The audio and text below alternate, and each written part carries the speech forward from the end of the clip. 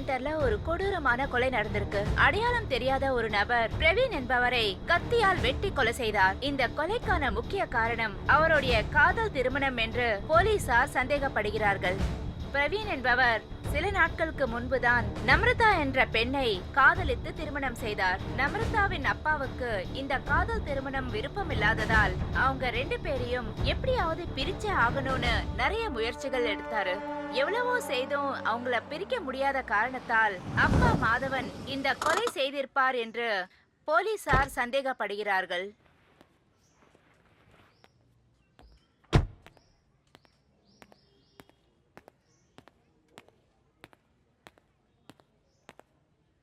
இது கௌரவத்துக்காக பண்ண கொலையா இல்ல பணம் இருக்குங்கிற ஆணவத்தால பண்ண கொலையா? சொந்த மருமகனையே கொன்ன பொண்ண பெத்த அப்பா இந்த கொலைய பண்ணி என்ன சாதிச்சாரு? அவருடைய பொண்ணு கஷ்டப்படுறத பாக்குறத தவிர பேசி தீர்க்கிற விஷயத்த அவருடைய ஆணவத்தால பணம் இருக்குங்கிற திமிருல மாதவராவ் அவருடைய மருமகனை கொலை பண்ணது சரியா? பொண்ணுடைய கல்யாணம் முடிச்சு சில மாதங்கள் தான் ஆயிருக்கு. அதுக்குள்ள அவர் இந்த மாதிரி பண்ணது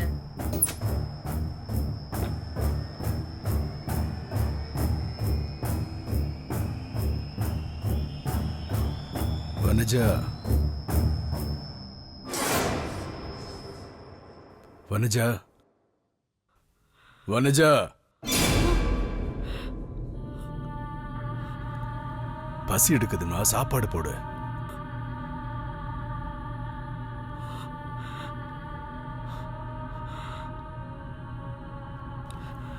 இனி எப்பவும் கையால சாப்பிடுவேனோ?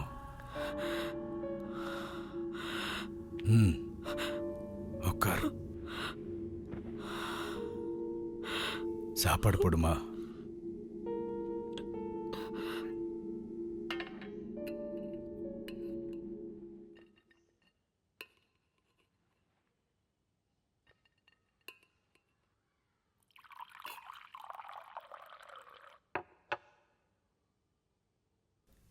எத்தனை பார்த்திருக்கோம் நம்ம.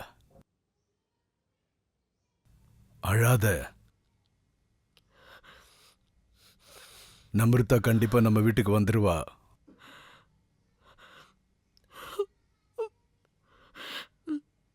மறந்துடுவேன்னு நினைக்கிறேன். பருப்பு சாம்பார் பண்ணிருக்கிய?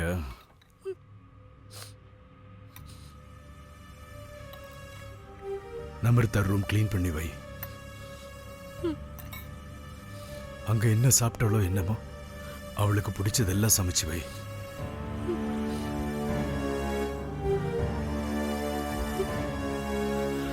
நல்லா இருக்கு.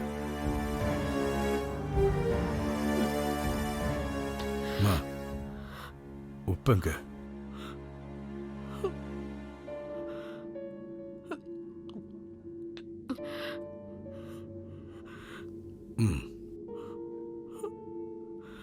நான் ஜெயில இருக்கும்போது என்ன வந்து பார்க்காத. உன்னால தாங்க முடியாது.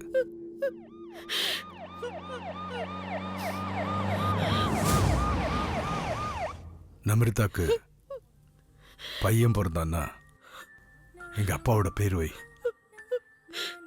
பொண்ணு பிறந்தான்னா உங்க அம்மாவோட பேர் வை. இன்னொரு முக்கியமான விஷயம், பிசினஸ் விஷயத்தெல்லாம் நீதான் கிட்ட இருந்து பாத்துக்கணும். நம்மள நம்பிதான் நிறைய குடும்பங்கள் வாழ்ந்துட்டு இருக்காங்க. மதவன் சார், ஒரு நிமிஷம் வர சார்.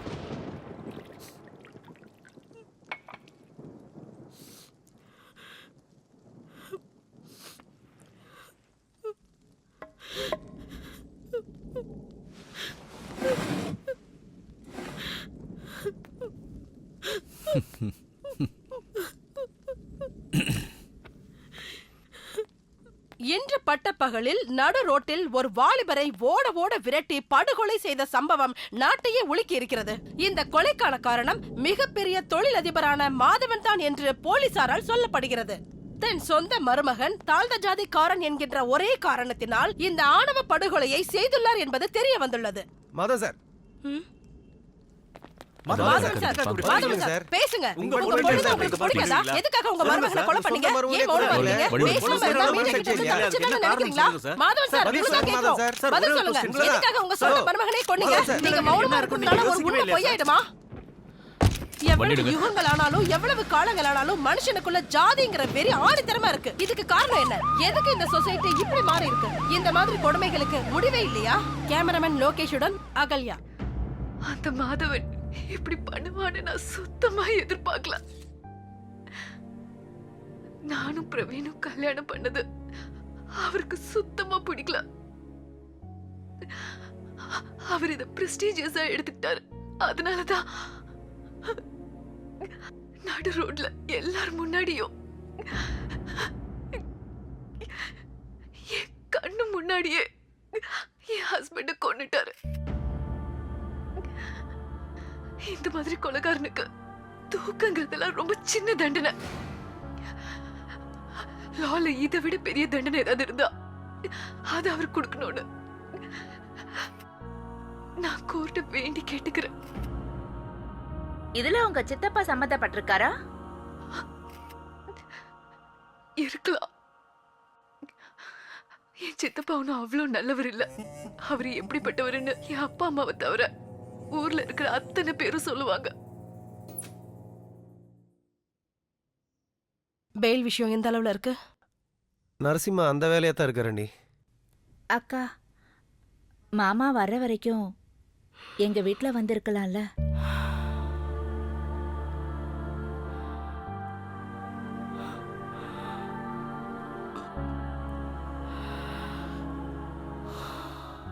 என் பொண்ணால நான் இப்ப ஜெயில் சாப்பாடு சாப்பிட்டுட்டு இருக்கேன்.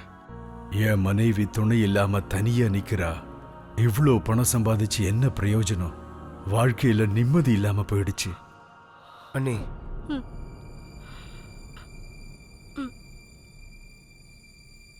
ஃபேக்டரியில் ஒர்க்கர்ஸ்க்கு சேலரி கொடுக்கணும் அண்ணி. நீங்கள் செக்கில் சைன் போட்டீங்கன்னா எடுத்துட்டு வாங்க, பார்த்து அதை சைன் பண்ணி தந்துடுறேன். சரிங்க அண்ணி.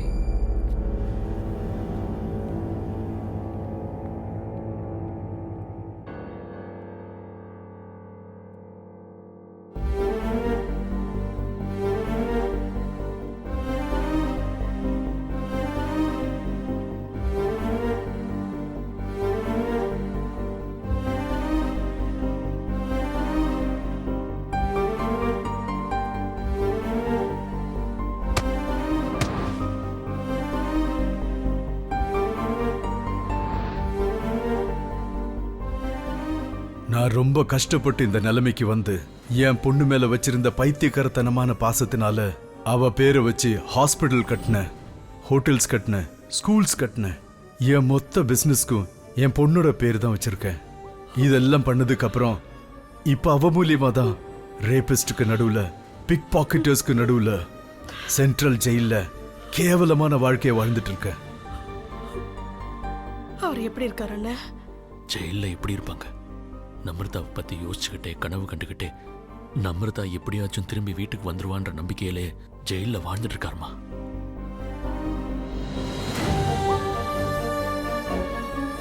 அம்மா, ஐயா எப்ப வராரு? வருவாருமா, அவர் கண்டிப்பா வருவாரு. நம்ரதாவையும் கூட்டிட்டு வருவாரு.